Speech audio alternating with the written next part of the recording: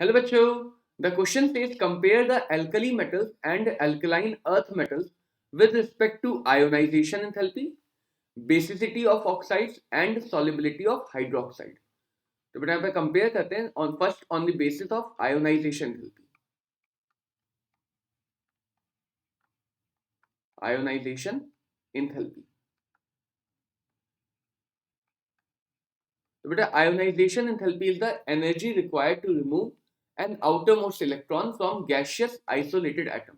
एक gaseous isolated atom के सबसे बाहर के शेल से इलेक्ट्रॉन निकालने के लिए जितनी एनर्जी चाहिए उसी एनर्जी को हम बोलते हैं आयोनाइजेशन एंथैल्पी. तो अगर बात की जाए alkali metals and alkaline earth metal, तो एल्कली मेटल्स पीरियोडिक टेबल में हमें ग्रुप 1 में मिलेंगे.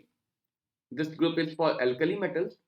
एंड एल्कलाइन अर्थ मेटल हमें ग्रुप 2 में मिलेंगे जो कि एक्सट्रीम लेफ्ट ग्रुप होते हैं पीरियोडिक टेबल के. This is for alkali metals and this is for alkaline earth metals. तो अगर हम यहाँ पे देखें कि जैसे हम डाउन अलोंग द पीरियड आगे बढ़ेंगे यानी ग्रुप 1 से ग्रुप 2 की तरफ अगर मूव करेंगे तो यहाँ पे न्यूक्लियस का अट्रैक्शन बढ़ जाता है. एंड न्यूक्लियस का अट्रैक्शन बढ़ने की वजह से इलेक्ट्रॉन निकालना ज्यादा डिफिकल्ट हो जाएगा. That's why alkaline earth metal और group 2 metal have higher ionisation enthalpy. इनसे इलेक्ट्रॉन निकालना डिफिकल्ट होगा तो हमें ज्यादा एनर्जी चाहिए होगी. तो they have higher ionisation enthalpy as compared to group 1 alkali metals. तो जैसे हम बात करेंगे सोडियम एंड मैग्नीशियम की, तो मैग्नीशियम की आयोनाइजेशन एंथैल्पी ज्यादा होगी. पोटेशियम एंड कैल्शियम के पेयर में कैल्शियम की आयोनाइजेशन एंथैल्पी ज्यादा होगी. तो रिस्पेक्टिव पेयर में अल्कलाइन अर्थ मेटल्स की आयोनाइजेशन एंथैल्पी ज्यादा होगी as compare to alkali metals. Now बेटा सेकंड प्रॉपर्टी कंपेयर करते हैं. The second comparison is on the basis of basicity of oxides. Basicity of oxides.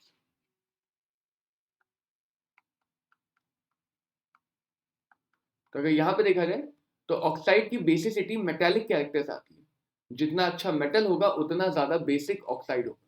तो अलोंग द ग्रुप जब हम along the period आगे जाते हैं तो क्योंकि मेटालिक कैरेक्टर घटेगा इलेक्ट्रॉन निकालना मुश्किल होगा. आयोनाइजेशन एंथैल्पी जितनी कम होगी मेटालिक कैरेक्टर उतना ज्यादा होगा. तो एल्कली मेटल की ऑक्साइड ज्यादा बेसिक होंगे क्योंकि ज्यादा मेटालिक है. तो alkali metals oxides are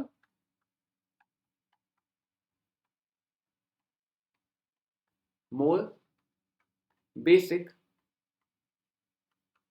than corresponding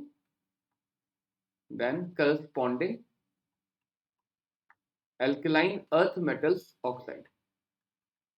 तो मेटालिक कैरेक्टर घटने की वजह से अल्कलाइन अर्थ मेटल के ऑक्साइड्स के बेसिक कैरेक्टर भी घट जाता है. Now the third comparison is on the basis of solubility of hydroxide. The solubility depends mainly on lattice enthalpy. The solubility of hydroxide.